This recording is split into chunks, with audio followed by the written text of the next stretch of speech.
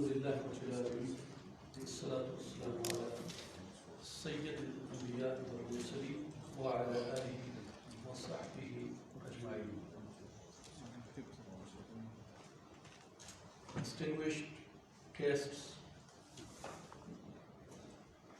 ladies and gentlemen, Assalamu alaikum and good morning to you all. I warmly welcome you all in today's seminar titled Palestine and Kashmir Crisis, Call for Justice, being organized by Parliamentary Committee on Kashmir and Muslim Institute. Before I begin my remarks, I just want to express my gratitude to all the worthy speakers and panelists, His Excellency Sardar Masood Khan Sahab, Honorable Janab Raja Zafar Haq Sahab, His Excellency Mr. Ahmad Rabai, His Excellency Ali Alizadeh, His Excellency Ambassador of South Africa, His Excellency Mr. Ehsan Mustafa, Ambassador of Turkey, Honorable Lord Nazir Ahmad Sahab, and Honorable Mr. Sikandar Siddiq Sahab for sparing their precious time for today's timely seminar. I am also extremely thankful to Janab Shahriyar Afridi Sahab, Honorable Chairman Parliamentary Committee on Kashmir, for jointly organizing this productive seminar with the Muslim Institute. Last but certainly not least, I want to express my appreciation for the young and energetic soul we know as Mr. Khurram Ilahi for his efforts in making this seminar happen, and it would also not be fair to not mention the efforts of Asif Tanveer Awan, PR coordinator of Muslim Institute, for working with the team of Parliamentary Committee on Kashmir to make this timely event possible. Ladies and gentlemen, we are gathered here today to call for justice, as the seminar's title points out.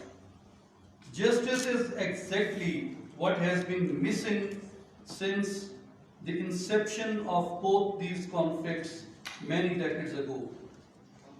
Past few weeks, like many times over the years, have been simply unreal to watch and witness. Innocent civilians, women and children being inhumanly attacked, burned and killed. One of our holiest sites, Al-Quds, being attacked in the holy month of Ramadan, no less. Despite the worst atrocities committed by the Israelis and the BJP in their inhumane siege of Palestinians and Kashmiris, respectively, we would only watch with a heavy heart and teary eyes. Why? Why, after over 73 years, the Muslim Ummah and its leadership is unable to stand up to the brutalities that continue to this very moment terrorize and kill our brothers and sisters? They wage war in the name of peace. They burn in the name of humanity. They practice imperialism and colonialism in the name of democracy. It is just inconceivable to witness such brutality and injustice despite the international system having involved to seemingly protect basic human rights while instilling a sense of morality. The answer, ladies and gentlemen, for such blatant injustice is simply power asymmetry. If the last few weeks and the last 73 years in general are of any indication, it is that the powerful get away with pretty much anything.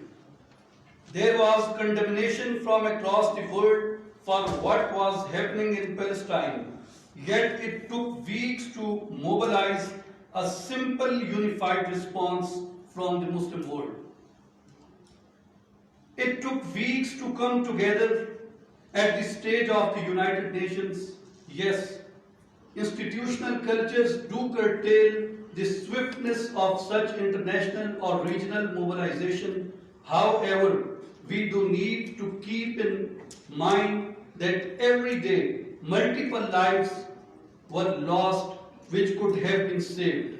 Besides, it is not just the past few weeks.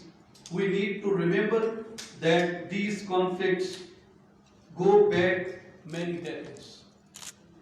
Ladies and gentlemen, what is happening in Palestine and in Kashmir, there is no law, no morality, no values, no logic that explains the actions of the brutalities we know as Israeli and Modi's BJP governments. It is just power. They have gotten away with it only because of the power asymmetries that exist in the international system. Power asymmetries that force states to either bow down or simply look the other way. We as Muslim nations have a responsibility to tackle such power dynamics by focusing on unifying our position and diplomatic resources to disband such asymmetry. For that, we as Muslim nations, who are blessed to have our homelands where we can practice our religion freely, need to internally strengthen ourselves so that we are able to fight for the rights of our brothers and sisters in Palestine and Kashmir. Ladies and gentlemen, in order to achieve any meaningful justice, we need to unify ourselves religiously as well as politically. Internal stability is the first step for a unified response to the discriminatory power asymmetries that keep us from achieving any meaningful justice in Palestine and Kashmir. At the regional level too, we need unification. For that, ladies and gentlemen, we need to free ourselves from the Western interpretation of nationalism that Allama Iqbal also criticized. For us Muslims, nationalism is not based on race, language, or geographical boundaries. Rather, it is based on our religion and relationship with Sayyidi Rasulullah, Muhammad, the last messenger of Allah. We need to give preference to this spiritual connection that we all have and share, instead of any pseudo-Western influenced idea of nationalism based on geopolitics. Ladies and gentlemen, I would like to conclude by offering my prayers and sympathies for all those who have lost their lives in these conflicts. I pray that Allah Almighty give the people of Palestine and Kashmir the patience and resilience they need, and give us all Muslims the guidance to fight for their justice. Thank you once again to all for joining us today, and I look forward to a productive discussion by our worthy panelists. Thank you very much.